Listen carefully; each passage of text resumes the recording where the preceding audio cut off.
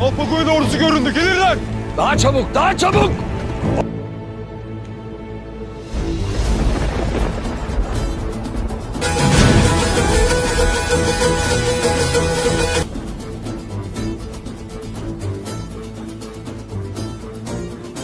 Okçular!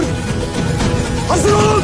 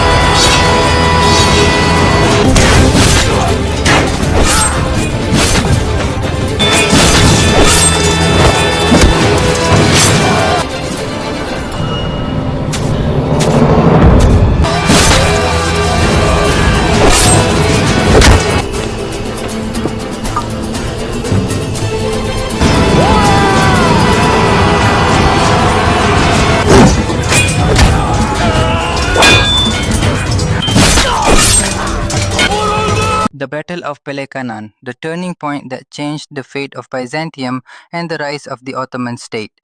Throughout history, certain battles have reshaped the course of civilizations. Their consequences extend far beyond the battlefield, influencing the destiny of nations for centuries. Yet, many of these decisive conflicts remain largely unknown outside historical circles. The Battle of Pelekanon, fought on June 10, 1329, is one such event. Although it involved only a few thousand soldiers, its outcome permanently altered the balance of power in northwestern Anatolia. It marked the final collapse of Byzantine hopes of reclaiming the region and accelerated the rise of the Ottoman Beylik into a future empire. During the early 14th century, both Anatolia and the Balkans were experiencing dramatic political change. The Byzantine Empire, once the dominant power of the Eastern Mediterranean, had entered a long period of decline. Years of civil wars, economic hardship, and struggles for the imperial throne had weakened the empire from within. Instead of defending its borders, Byzantine armies were often fighting each other in conflicts between rival claimants to the throne. One of the most damaging struggles occurred between Emperor Andronikos II and his grandson Andronikos III. Their prolonged civil war drained the empire's military resources and left its Anatolian frontiers vulnerable. As Byzantine authority weakened, Turkish beyliks expanded their influence across western Anatolia. Among these emerging powers, the Ottoman Beylik proved to be the most successful. Founded by Osman Gazi, the Ottoman state continued its expansion under the leadership of his son, Orhan Gazi. The Ottomans did more than capture territory. They focused on establishing permanent control over newly conquered lands. Their victory at the Battle of Baphius in 1302 had already demonstrated their military strength against Byzantium. In 1326, after a lengthy siege, they captured the important city of Bursa, which became the first major capital of the Ottoman state. Rather than launching reckless campaigns, Orhan Gazi adopted a patient and calculated strategy aimed at isolating Byzantine strongholds one by one. The cities of Nicaea, Iznik, and Nicomedia, Izmit, became his next objectives. Both cities were strategically vital. Controlling them would secure northwestern Anatolia and place Ottoman forces dangerously close to Constantinople itself. Recognizing the seriousness of the threat, the newly crowned Emperor Andronikos III decided to personally lead a military expedition against the Ottomans. Accompanied by his trusted commander John Kantakouzenos, the emperor assembled an army of approximately 4,000 soldiers drawn from Constantinople and Thrace. The emperor's personal participation was intended to inspire confidence among his troops, but it also revealed the empire's weakened condition. Once capable of fielding massive armies, Byzantium could now gather only a relatively small force for one of its most critical campaigns. Opposing them was Orhan Gazi, with an army estimated at around 8,000 men. Although the Ottoman military had not yet developed into the highly organized imperial army of later centuries, it possessed significant advantages. Experienced frontier warriors, swift Turkmen cavalry, and skilled mounted archers formed the backbone of the Ottoman force. Their mobility allowed them to exploit difficult terrain, launch rapid attacks, and withdraw before heavily armored enemies could respond effectively. The two armies met near Nicomedia, in the region known as Pelekanon, believed to be near modern-day Maltepe. The location was strategically important because it controlled the roads leading to Izmit. Before the battle began, Orhan Gazi carefully positioned his forces on elevated ground. This decision provided excellent defensive advantages while forcing the Byzantine army to fight uphill, limiting its mobility and reducing the effectiveness of its heavily armored infantry. On the morning of June 10, 1329, the battle commenced. Rather than launching an immediate full-scale assault, Orhan Gazi sent approximately 300 mounted archers forward. Their mission was not to destroy the Byzantine army outright, but to provoke it into abandoning its favorable formation. Constantly moving across the battlefield, the Ottoman horse archers fired volleys of arrows before quickly retreating, attempting to lure the Byzantines into an unfavorable engagement. The Byzantine soldiers successfully repelled these initial attacks. However, Emperor Andronikos III suspected that the Ottoman withdrawal might be a trap. Instead of ordering a direct assault against the hills, he instructed his army to hold its position. Throughout the day, both sides exchanged arrows, launched limited cavalry attacks, and fought a series of small engagements. Neither army achieved a decisive breakthrough. As evening approached, Byzantine commanders began discussing an orderly withdrawal. At that critical moment, an unexpected event transformed the entire battle. Rumors suddenly spread through the Byzantine ranks that Emperor Andronikos III had been seriously wounded or even killed. In medieval warfare, the presence of the ruler often determined the morale of the entire army.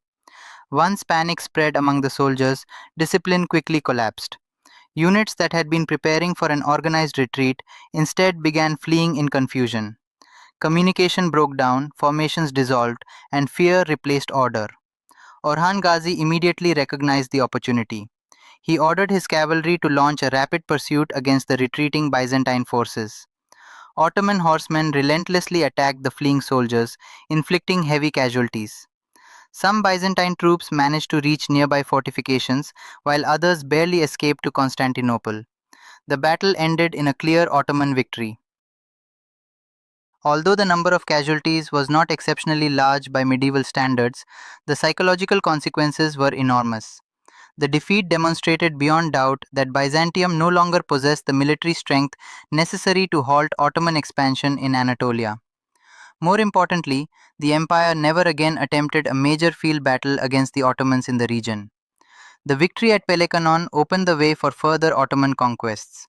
In 1331, the Ottomans captured Nicaea, one of the most significant cities of the Byzantine world. 6 years later, in 1337, Nicomedia also fell into Ottoman hands. With these victories, nearly all of northwestern Anatolia came under Ottoman control. For Byzantium, these losses proved catastrophic. Anatolia had long served as the empire's principal source of agricultural production, tax revenue, and military manpower. As these territories disappeared, the empire's economy weakened even further. Recruiting soldiers became increasingly difficult, while government revenues declined sharply. Forced onto the defensive, Byzantine rulers shifted their attention almost entirely to protecting Constantinople, Thrace, and the Balkans. Their hopes of recovering Anatolia effectively came to an end. For the Ottomans, however, the consequences were exactly the opposite. Control of northwestern Anatolia provided a secured base for future expansion. Within a few decades, they crossed into Europe, established themselves in Rumelia, and began the remarkable rise that would eventually transform a small frontier beylik into one of history's greatest empires. The Battle of Pelekanon serves as a powerful reminder that history is not always determined by the size of armies alone. Leadership, preparation, terrain, and timing can outweigh numerical strength. Orhan Ghazi's careful strategy and ability to exploit a moment of confusion secured a victory whose significance extended far beyond the battlefield. More than a single military success, Pelkanon marked the irreversible decline of Byzantine authority in Anatolia and became one of the defining milestones in the extraordinary rise of the Ottoman Empire.